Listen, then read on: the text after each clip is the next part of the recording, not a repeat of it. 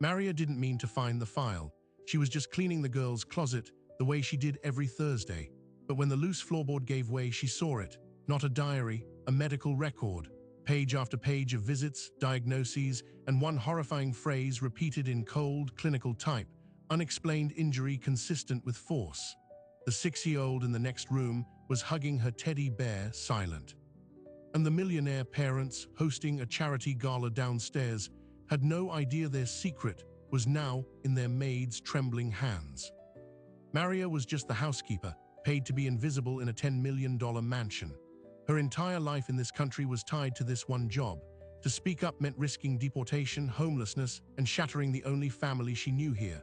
But the little girl in the floral dress, the one who never spoke, was hiding bruises under her sleeves. This is the hidden crisis of domestic workers who see everything and the impossible choice they face: protect a child or protect their own survival. Maria's story begins in Guatemala City with a promise from an agency that sounded like salvation. A live-in job in America, a wealthy family, a visa. She sold her mother's small plot of land to pay the agency's fee, $8,000, a debt that would chain her to this job before she even stepped on the plane. When she arrived at the Emerson estate, it wasn't a home. It was an ecosystem of silence. Charles and Victoria Emerson weren't just rich, they were insulated. He was a venture capitalist with a portfolio built on discretion. She chaired charitable foundations for children's welfare. Her photo in the society pages a study in polished compassion. Their public life was a masterpiece of curation. Their private life, behind the gated drive and towering hedges, was a closed loop, and 6-year-old Lily was its quiet centerpiece. The rules were given to Maria on her first day, not in writing, but in a calm, firm tone from Victoria. The West Wing, where the family's bedrooms and private studies were located, was to be cleaned only during specified hours when they were out. Personal documents, computers, anything on a desk was not to be touched, not to be looked at. Lily's needs were simple: keep her clean, keep her fed, keep her quiet. "She's a sensitive child," Victoria had said, with a smile that didn't reach her eyes. "We prefer a calm environment." For months, Maria saw the world through the lens of a feather duster and a polishing cloth. She saw the empty wine bottles in the recycling, always expensive, always numerous. She heard the raised voices from behind the master suite door, sharp and cold, never the warm mess of a real argument.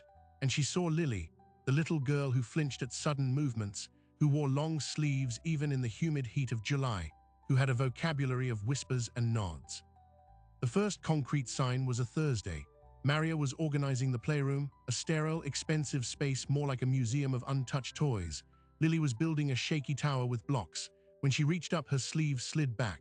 A band of yellowing bruises circled her small wrist like fingers. Maria froze. Major asterisk, what happened? Lily instantly pulled her sleeve down, her eyes wide and fixed on the door. "I fell," she whispered, the practiced line hollow, "on the stairs." That night, Maria lay awake in her small room above the garage. She thought of her own daughter, back home with Maria's sister. She thought of the debt. She thought of the agency's warning: "One complaint from the family, and your visa is our responsibility. We terminate, you are removed."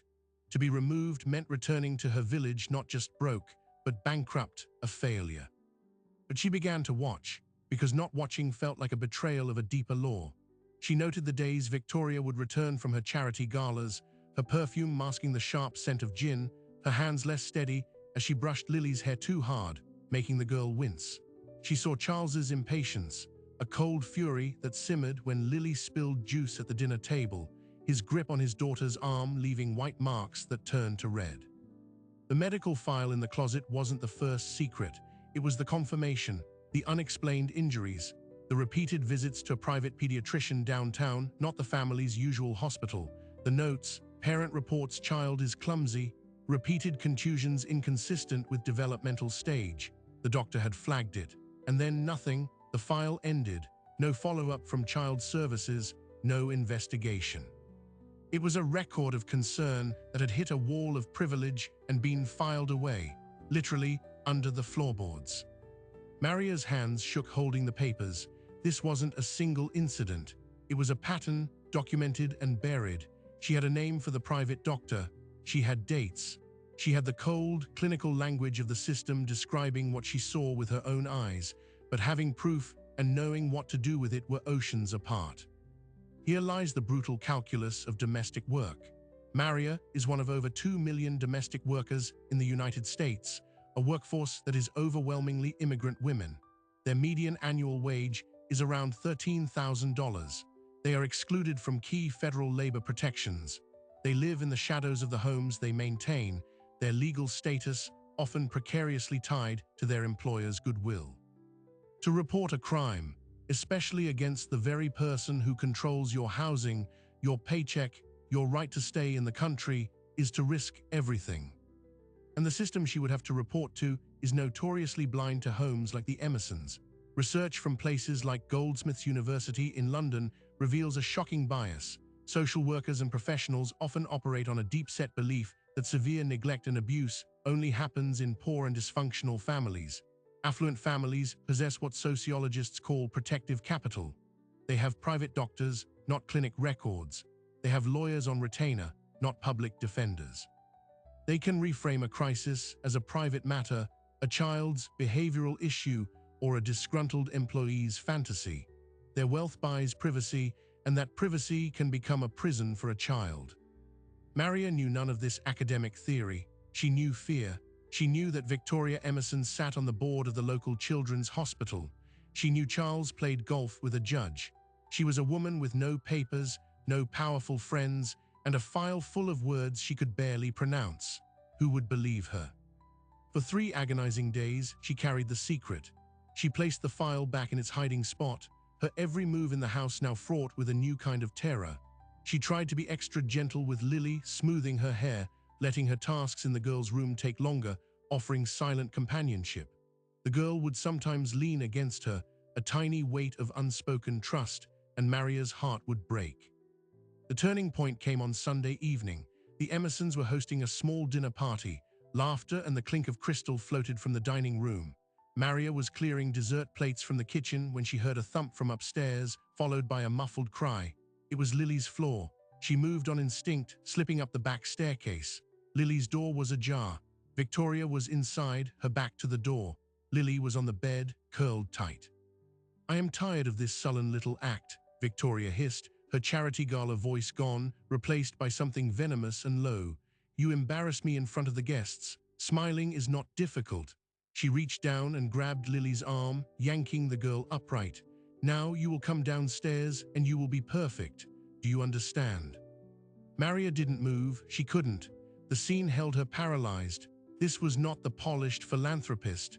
This was the raw, unchecked power of the private sphere where there are no witnesses, unless you are the maid you paid to be invisible. Victoria turned, and her eyes locked with Maria in the doorway. For a long, silent second, the entire facade of the household hung in the balance. Victoria's expression cycled from shock to fury to a terrifying, calculated calm. She smoothed her dress. She let go of Lily's arm. "Maria," she said, her voice returning to its normal, cool tone. "Lily had a little fall. Would you please help her get ready? We'll be downstairs." The door closed, leaving Maria alone with a trembling child. In that moment, the last thread of doubt snapped. This was not a family in need of help. This was a child in active danger. But as she knelt to comfort Lily, a new, more profound fear took root. Victoria had seen her see. The balance of power had just violently shifted. Maria was no longer just a witness. She was now a threat, and in a house built on secrets, threats are dealt with not with anger, but with precision. The next morning, a man in a suit arrived. He didn't come to the front door. He was shown directly into Charles Emerson's study. He was from the agency that placed Maria, and he had brought a new contract for her to sign. The new contract was a masterpiece of legal intimidation. It wasn't presented as a threat, but as an updated agreement for mutual protection. The man from the agency, Mr. Doyle, smiled with the warmth of a dentist's drill. The terms were simple: a substantial loyalty bonus paid into an account for Maria, but only upon completion of a new 2-year term. A strict confidentiality clause stipulating that any disclosure of household affairs to anyone, for any reason, would result in immediate termination, forfeiture of the bonus, and liability for damages. And most crucially, a clause stating that all visa sponsorship was contingent upon satisfactory performance, a term defined solely by the employer. Charles Emerson sat behind his desk, silent, letting the paper do the talking. He was buying her silence and framing it as a reward. Sign and her debt would be wiped out, her status secured. Refuse and Mr. Doyle would escort her from the premises immediately, her visa sponsorship revoked. She would be on a plane within days, her dream of a better life for her daughter turned to ash. Maria took the pen, her hand hovered. She thought of Lily's bruised wrist. She thought of the file under the floorboards. She thought of the word damages, a sum so large it was abstract, a financial death sentence. She signed. The relief in the room was palpable, and it smelled like victory for the wrong people. But Maria had made a decision as she scrawled her name. She would not be bought, she would be smarter. The contract had given her a timeline. 2 years was a prison sentence, but it was also a window. She had to find a way to expose the truth without being the one to directly break the silence. She needed an ally, a flaw in the Emerson's armor, something that would force the system to see what it was trained to overlook. Her first attempt was an anonymous tip. From a payphone at a gas station, using cash, she called the state child abuse hotline. Her voice shaking, she described the bruises, the medical file, the private doctor's name. The operator was polite, procedural. She asked for the child's name, the address. Maria panicked. Giving the address would immediately point to her, the only live-in domestic worker. The operator, following script, explained that without specific, verifiable details, the report would be classified as low priority for screening. It would likely not trigger a visit. The system, designed to triage a flood of calls, had just filtered her out. Next, she tried the private pediatrician, Dr. Evans. She called his office, posing as a concerned relative. The receptionist was courteous but immovable. Patient confidentiality prohibits us from discussing any care, ma'am. If you have concerns, you should speak directly with the parents or make a report to the appropriate authorities. Maria mentioned the inconsistent injury notes. There was a long pause. The doctor's notes are based on information provided at the time of examination. I suggest you take your concerns to Child Protective Services. The call ended. The door she thought might be open had been gently, firmly closed from the inside. Dr. Evans was not a villain. He was a professional operating in a system where affluent parents are given the benefit of the doubt, their explanations often accepted at face value. Maria was learning the hard way what researchers call the affluence shield. Wealth doesn't just buy lawyers, it buys credibility, it shapes narratives. A bruise on a poor child is a red flag. On a child from a mansion with a mother on charity boards, it's an unfortunate accident. The bias is often unconscious, embedded in the protocols themselves. Feeling the walls close in, Maria made a reckless move. On her next afternoon off, she didn't go to the library. She took 3 buses to the part of the city where other domestic workers gathered on Sundays, in a park near the cathedral. She found a group of women speaking Spanish and approached cautiously. She shared no names, no address, only the outline of her dilemma: a child in danger, a powerful family, a contract binding her silence. The women listened, their faces grave. They understood instantly. One, an older woman named Carmen who had cleaned houses for 30 years, took Maria's hand. Mija, you have a good heart, but you are alone in that house. They have everything. You have your 2 hands and your fear. Carmen told her story of her own from years before. She had seen prescription pills being stolen by a teenage son in a wealthy home. When she hinted at it to the mother, her hours were cut. Then her key was taken. Then she was let go with no reference. They protect their own, Carmen said, even from themselves. But Carmen also gave her a sliver of hope. She mentioned a name, Sister Annette, a nun who ran a small, unassuming community center that offered legal clinics and counseling for immigrant women. She doesn't work for the system, Carmen whispered. She works around it. Meanwhile, inside the Emerson house, the atmosphere changed. The casual cruelty Maria had witnessed became more controlled, more hidden. Victoria was colder to her, her instructions clipped. Charles began having security audits done on the home network, mentioning offhandedly that employee communications were sometimes monitored for household safety. It was a warning, perfectly delivered. Lily, tragically, began to withdraw even from Maria. It was as if the child had sensed the confrontation and, understanding the power dynamics better than anyone, was trying to protect the only adult who had ever shown her kindness. by pushing her away. Driven by a mix of desperation and Carmen's advice, Maria visited the Sisters of Mercy Community Center. It was a modest building, nothing like the gleaming institutions Victoria Emerson funded. Sister Annette was a woman in her 60s with calm eyes and a no-nonsense manner. Maria, trembling, told her everything. The file, the contract, the hotline call, the doctor, Lily's silent suffering. Sister Annette listened without interruption. She didn't reach for a phone or a form. She asked precise questions. Did Maria have a copy of the contract? No. Did she have the medical file? Only in her memory and its hiding place. Did she have any photos of Lily's injuries?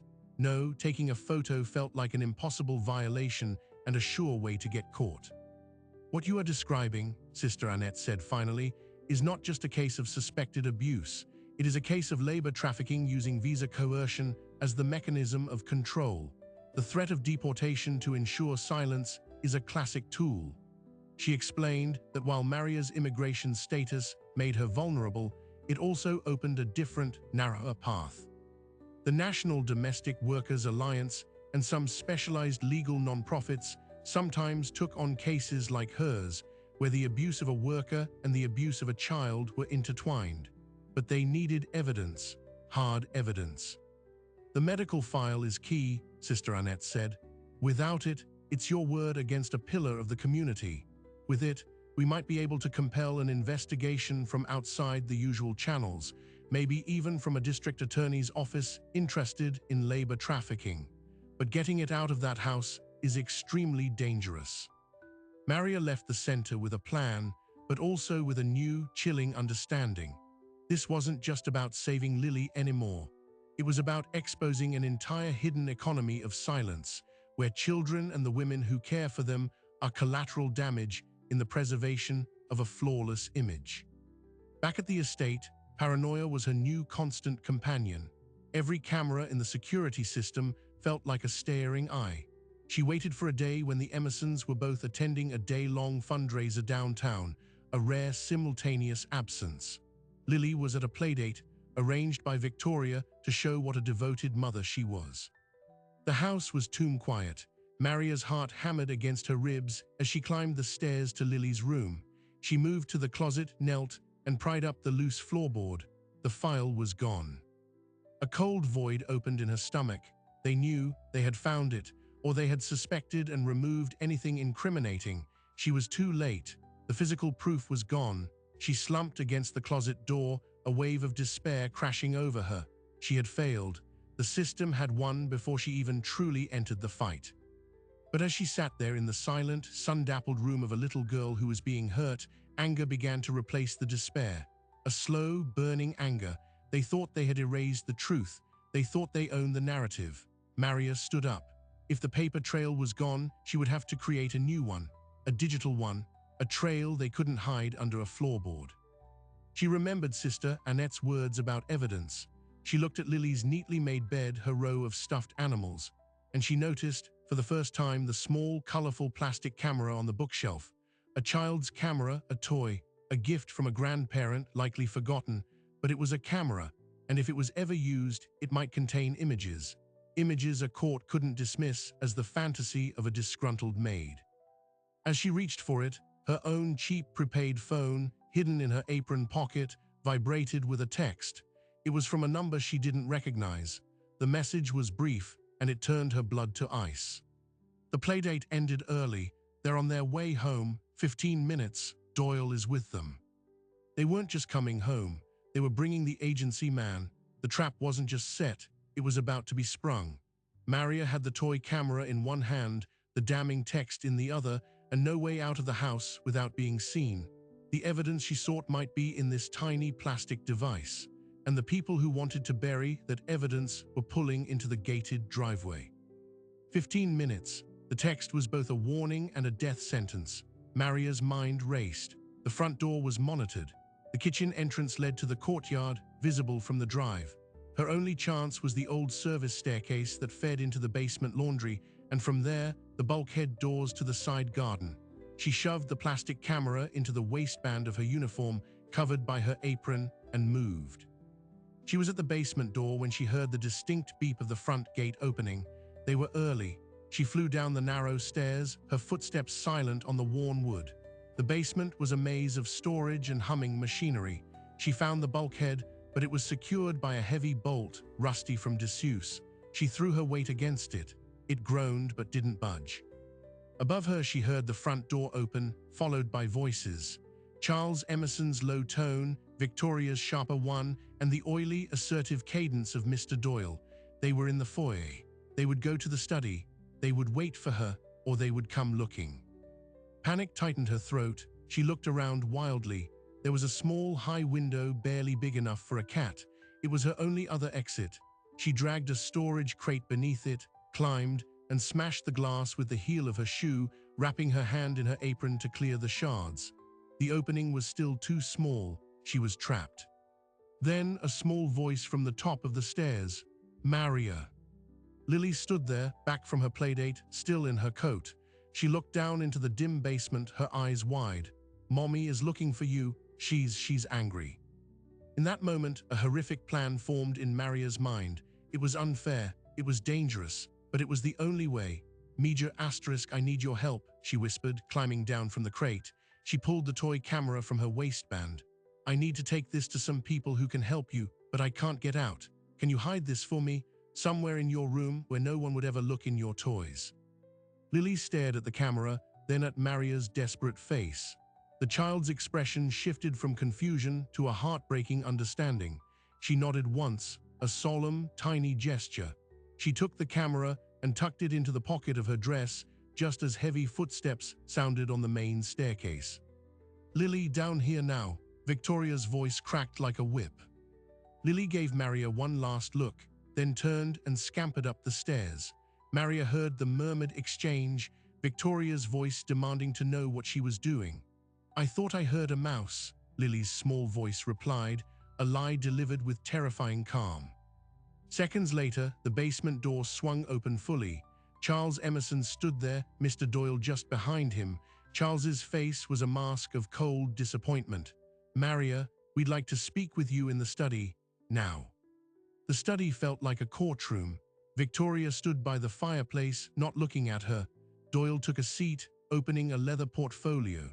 Charles remained standing behind his desk. "We have reason to believe you've been accessing private areas of the home and removing property," Doyle began, his voice smooth. "A routine inventory check found a personal file related to Lily's medical history was misplaced. We've also noted anomalous data traffic from the household Wi-Fi to unsecured networks, which is a breach of your contract's confidentiality and security addendum." They had been monitoring her phone. They knew about her trip to the community center. The misplaced file was their admission they had found and destroyed it. This was a preemptive strike. "You're prepared to be reasonable," Charles said, his tone that of a man used to settling matters. "You will sign a termination agreement, forfeiting the loyalty bonus, but receiving a modest severance. You will be escorted to the airport this evening. In return, we do not pursue legal action for breach of contract and theft. Your visa sponsorship will be terminated, but we will not actively report you to immigration. You simply go home."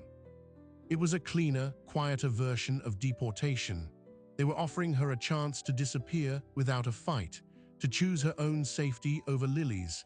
It was the calculus they had always relied on. Maria looked from Charles to Victoria to the smug certainty on Doyle's face. She thought of Lily hiding the camera. She thought of Sister Annette. She thought of the word trafficking. She straightened her spine.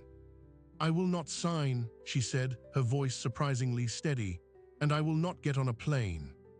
A flicker of surprise crossed Charles's face, then irritation. Doyle leaned forward. "Maria, you are in no position to negotiate. The evidence of your violations is substantial. We have the file. We have the network logs. We have your secretive movements. A judge will see a disgruntled employee attempting to extort a generous family." This was their narrative, and it was a good one. It would work, unless she changed the story. "You don't have all the evidence," Maria said, the idea crystallizing as she spoke. "The medical file you found, I made a digital copy. I hid it somewhere you will never find. And it's not just the file. There are pictures, recent ones." Victoria paled. "Pictures of what?" Maria held her gaze. Of Lily, of the bruises you call clumsiness, of the way she flinches when you reach for her. A dead silence filled the room. The facade cracked for a second, revealing the raw fear beneath. They had assumed the threat was contained. They had not considered that the evidence could replicate, could escape the house in a form they couldn't control. Charles recovered first, his voice dropping to a dangerous growl. "That is a lie, and if you attempt to disseminate fabricated images, we will sue you for defamation and revenge porn. We will bury you." "They're not fabricated," Maria said, the bluff giving her a strange power. "And they're not with me. They've already been sent to a lawyer who knows all about your contract, Mr. Doyle, about how you use visas as leverage to silence people who see too much." Doyle's smugness vanished. He stood up. "This conversation is over. Security will escort you out. Your possessions will be packed and sent to you. You are terminated, effective immediately." Maria was marched out of the study by a silent, uniformed guard who had appeared as if summoned. She was given 10 minutes in her room under watch.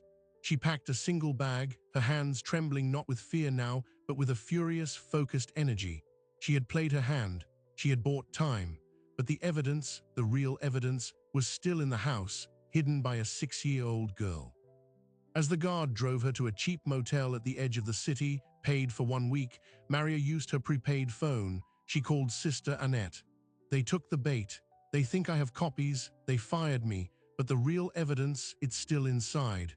A child's toy camera. Lily has it." Sister Annette was quiet for a moment. "This changes the legal landscape entirely. Now it is not just a suspected abuse case. It is a wrongful termination and retaliatory firing case connected to a potential crime. It gives us a different angle. But Maria, we must get that camera. And we must get it with a witness, or anything on it will be dismissed as planted." The next 72 hours were a tense, shadow war. The Emersons' lawyers fired the first volley, a cease and desist letter delivered to Maria at the motel, threatening massive lawsuits if she made any false and defamatory statements. Simultaneously, a beautifully crafted press release was issued from Victoria Emerson's charity, announcing a new initiative for family wellness, positioning her as a champion of children. Meanwhile, Sister Annette worked her connections. She found a lawyer, Elena Rodriguez, who specialized in labor trafficking and immigrant worker protection. Elena listened to the entire story and saw the case not as a long shot, but as a potential landmark.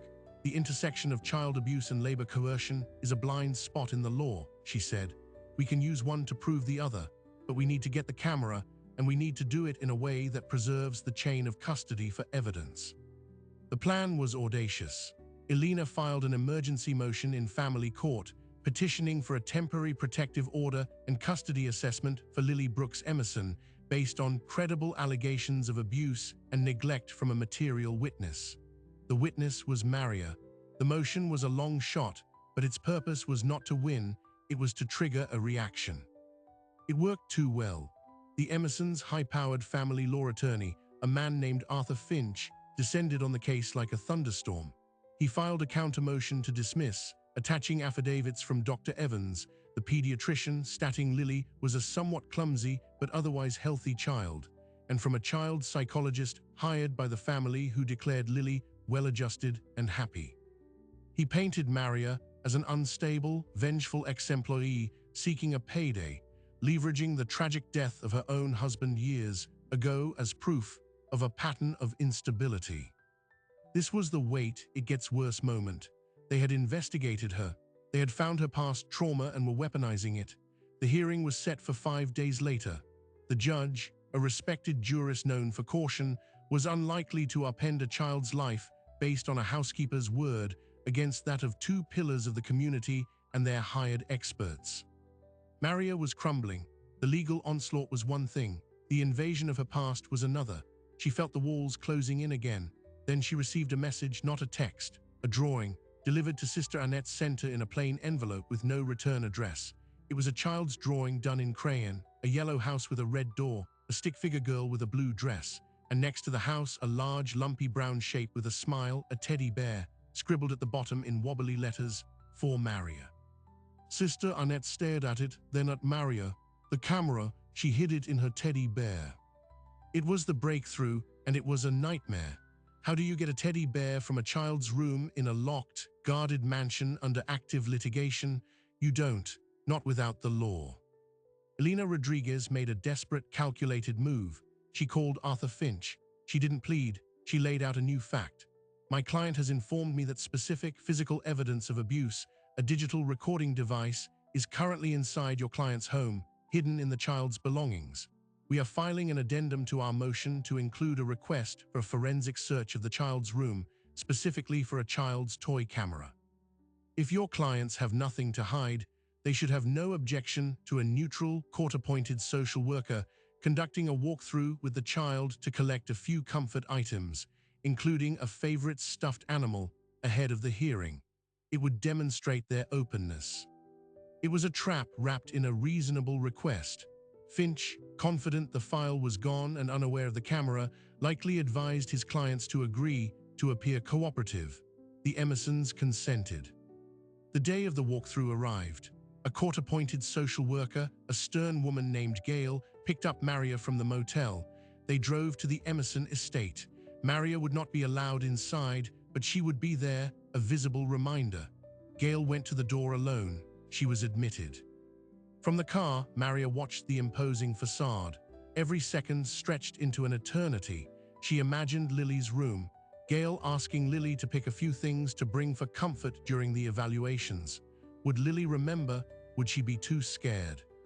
After 20 minutes, Gail emerged. She carried a small duffel bag, and tucked under her arm, clutched tightly, was a well-loved brown teddy bear. She walked back to the car, got in, and placed the bear on the seat between her and Maria.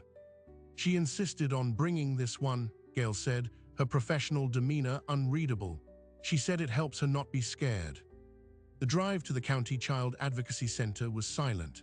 Upon arrival, the bear was placed in a secure evidence locker, pending a judge's order for forensic examination. The legal battle now hinged on a stuffed animal. The Emersons, lawyers, realizing the potential misstep, immediately filed an emergency motion to block the examination, claiming violation of the child's privacy and attorney-client privilege. A new hearing was set for the next morning.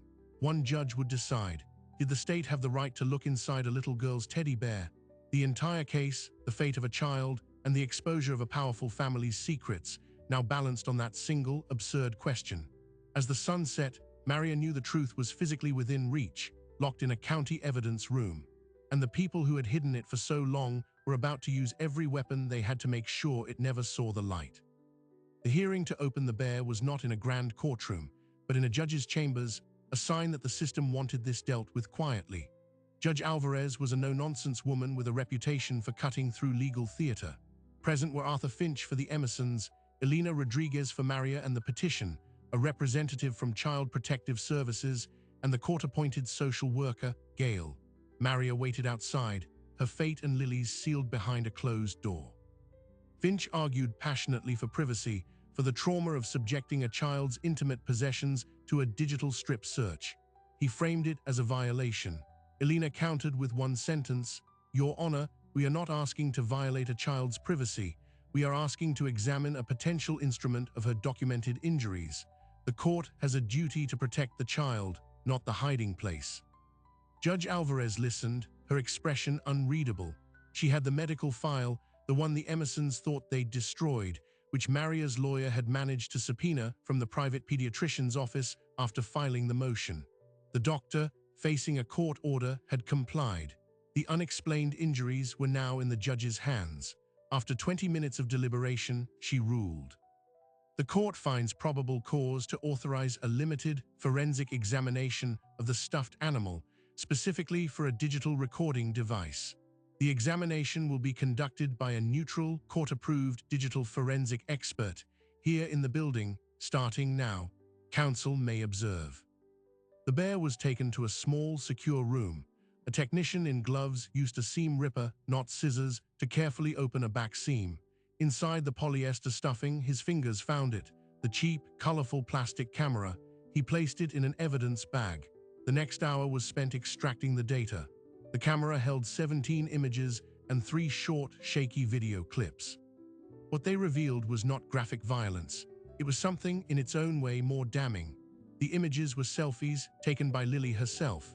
In one, she was trying to smile, her face smudged with tears, a fresh red mark visible on her temple.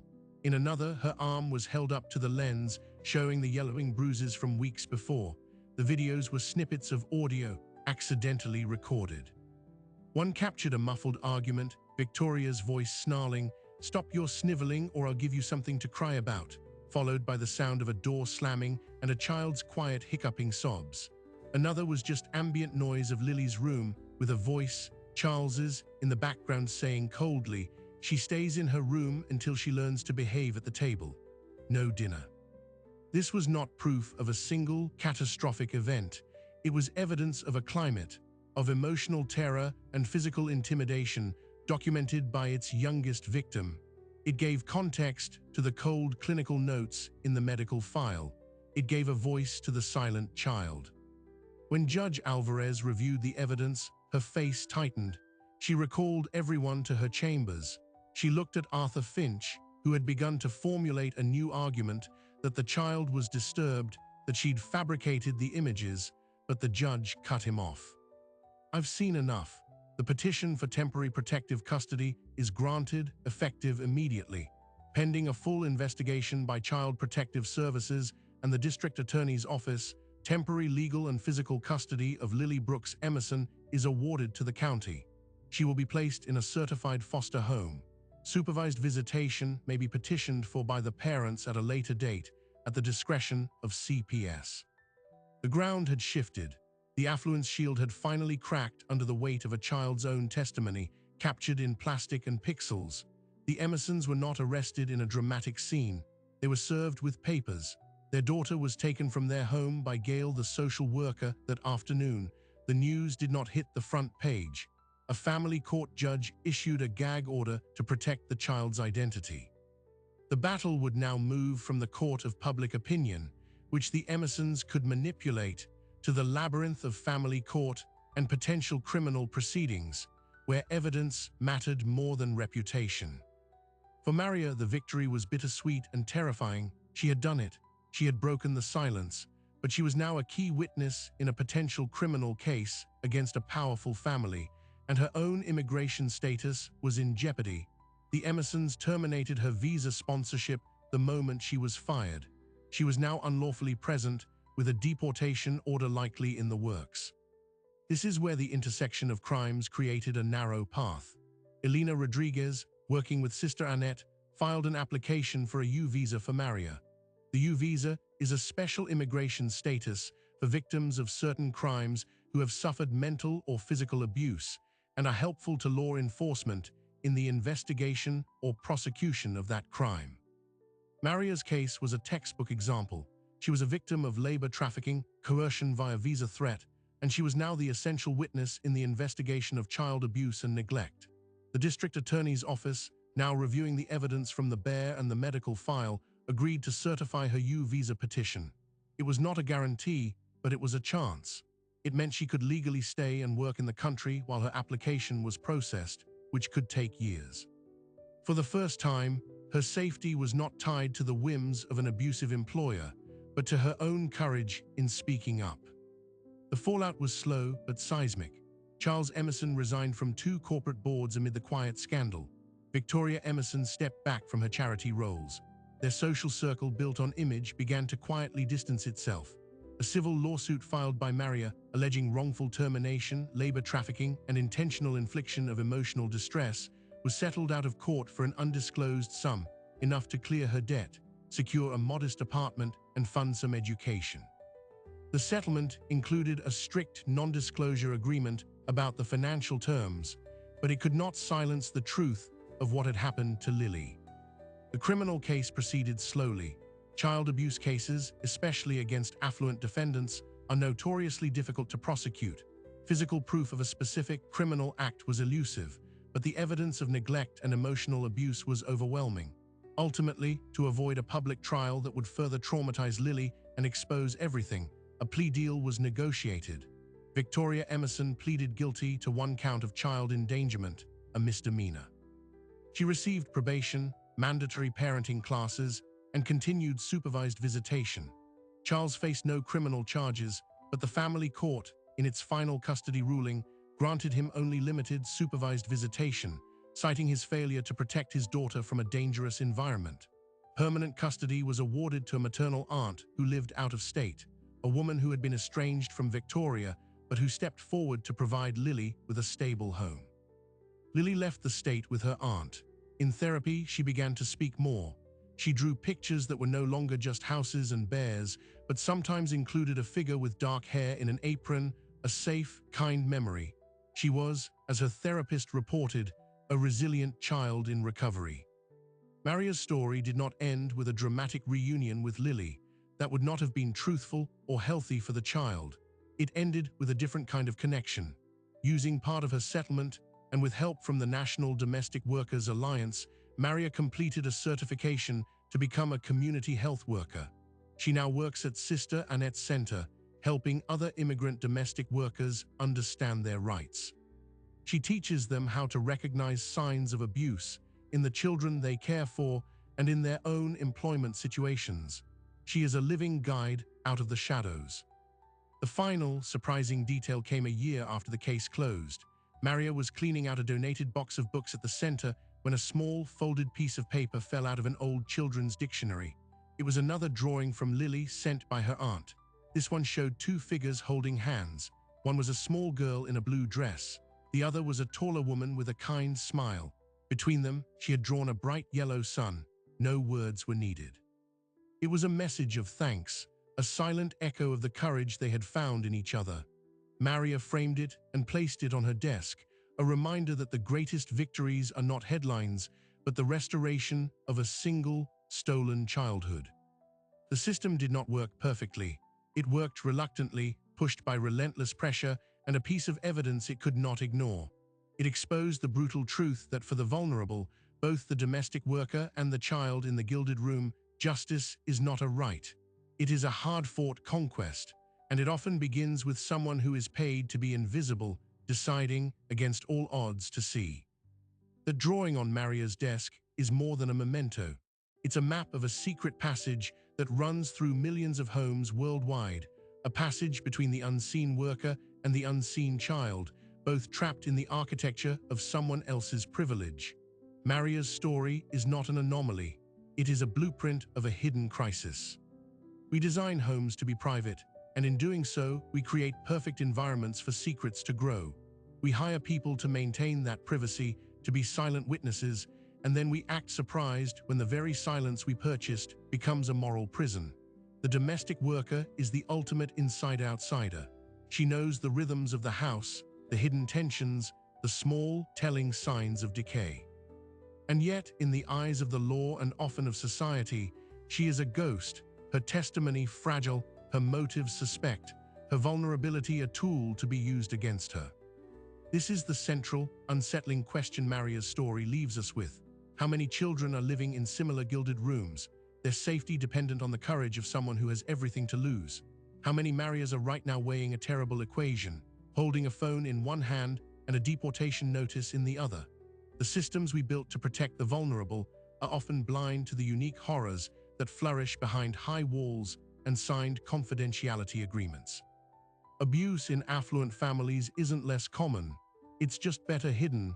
Its signals misread as stress, as eccentricity, as a private family matter.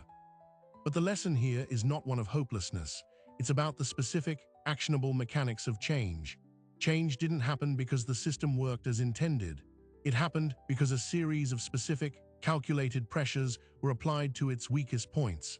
It happened because a legal advocate reframed a maid's complaint as labor trafficking. It happened because a family court judge prioritized physical evidence over social status. It happened because a community center provided a sanctuary outside the system's reach.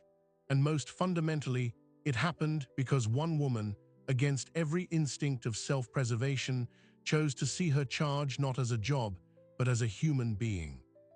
This is the power of contested narratives. The Emersons had a powerful story: the devoted philanthropist, the successful father, the troubled, clumsy child, and the unstable, vengeful employee. Maria and her allies had to build a counter-narrative piece by difficult piece until it was sturdy enough to hold the weight of the truth. They didn't win by shouting louder.